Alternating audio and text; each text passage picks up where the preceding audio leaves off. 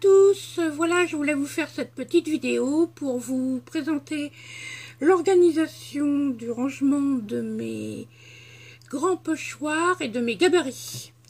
Alors moi j'ai choisi un album 30-30, on va avoir du mal à le voir, et donc dedans j'ai des pochettes, normalement c'est pour mettre des photos ou des grandes pages. Donc moi j'ai mis mes gabarits, donc les premiers sont des gabarits de chez Asa, quand je suivais leur cours, donc celui-là, celui-ci, je sais pas si on voit bien,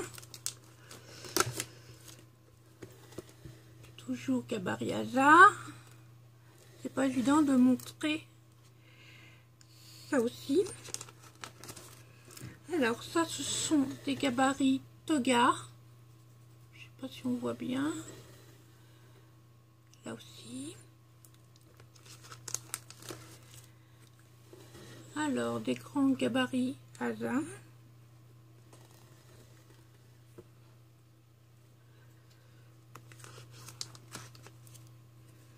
Alors là, ils font des ovales et des ronds, donc c'est pratique pour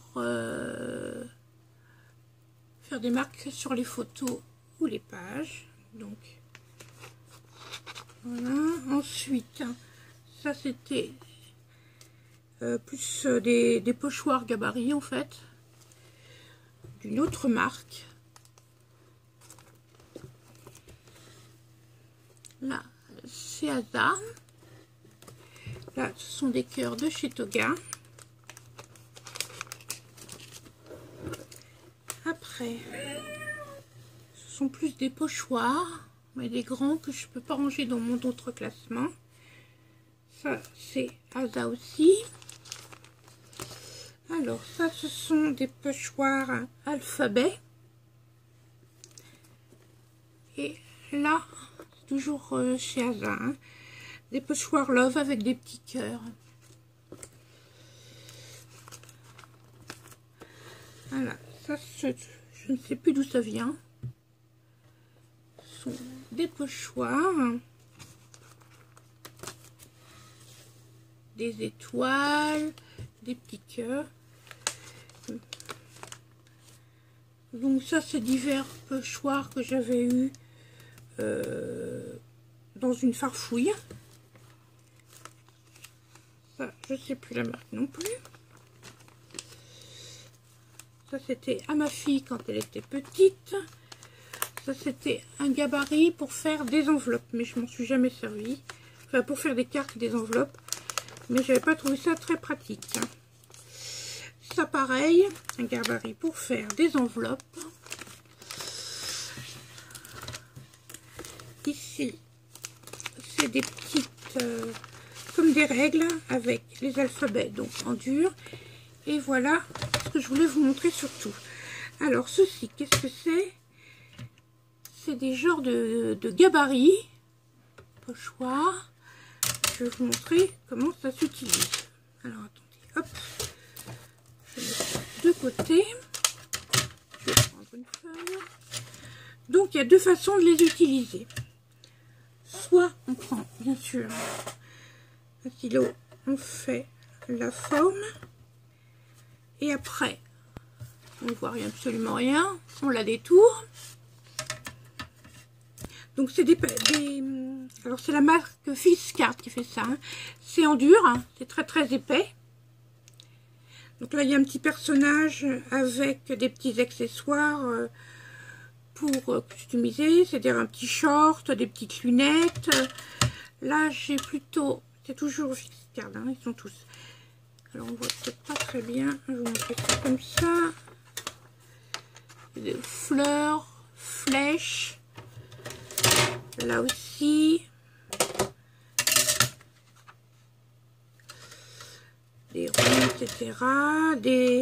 Encore des étoiles.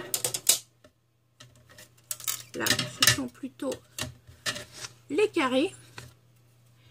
Et enfin, une autre petite pochette pour customiser un petit personnage avec des petites jambes, etc. Donc comme je vous disais tout à l'heure, je vais prendre un crayon un peu plus foncé parce que sinon on voit absolument rien. Donc on avait la possibilité, donc je vais prendre plutôt un carré, donc de le faire en forme comme ceci, c'est-à-dire de le faire sous forme comme si c'était un pochoir, ou alors on pouvait l'utiliser avec un petit cutter, c'est ce petit appareil là, donc c'est Fiskars qui le fait aussi, et ça permettait, donc on enlève le couvercle, on détourait comme ça, et ça découpait la partie, le petit carré. Alors je peux pas vous faire un tutoriel complet parce que là il y a un petit cutter, je sais pas si vous allez voir la petite pointe, et la lame ne fonctionne plus, il faut que je rachète des lames. Mais je voulais quand même vous parler de ce petit appareil si un jour vous voulez l'acheter. Donc il se présente comme ça, alors je vais mettre comme ça peut-être. Donc là il y a un petit levier pour mettre fermé. Donc là il est fermé, là il est ouvert. Donc il y a une petite pointe, je ne sais pas si vous voyez la petite pointe. Et là il y avait le petit, alors attendez, je vais vous mettre comme ça, le petit cutter. Et c'est cette petite lame qu'il faut que je rachète. Donc on mettait, il y a un petit trou là, on mettait le petit cutter là-dedans, on referme, on bloque. Et après on pouvait passer pour faire la forme de notre choix. Donc ça marche sur tous les trucs un peu épais comme ceci. Et on avait ici une petite molette pour savoir si on voulait le faire en profondeur, par exemple si le papier est très très fin ou si le papier est beaucoup plus épais. On avait une petite molette pour descendre le petit cutter, mais désolé, je n'ai plus la petite lame. Donc c'était Fiskars qui faisait ça, et je l'avais acheté à l'époque, c'est il y a plusieurs années, chez Culture. Alors je ne sais pas s'ils le revendent. Je vous mets donc que c'est bien un Fiskars, ce petit appareil. Donc c'était un petit cutter rotatif, et donc on pouvait faire les formes qu'on voulait, donc avec tous les gabarits qui étaient fournis avec. Voilà.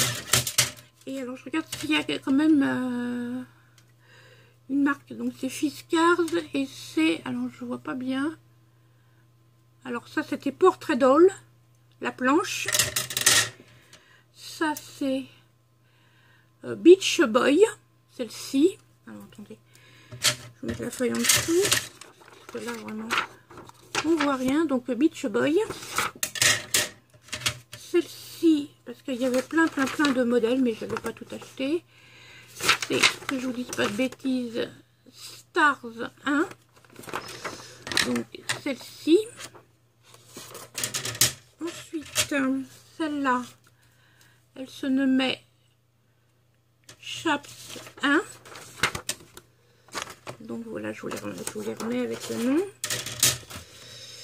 Alors, celle-ci, elle se vend, elle s'appelle, on voit pas bien, hein, Fun Chaps 1. Donc c'était celle-ci. Et enfin la dernière que j'avais, c'était Squares 1. Donc c'était celle-ci. Voilà.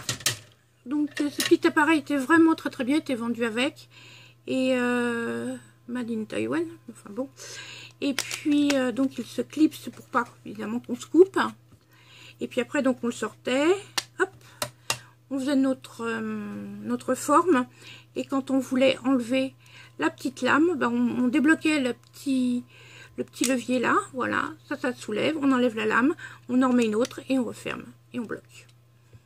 Voilà, j'espère que cette petite astuce vous plaira. Je vous dis à bientôt, bisous.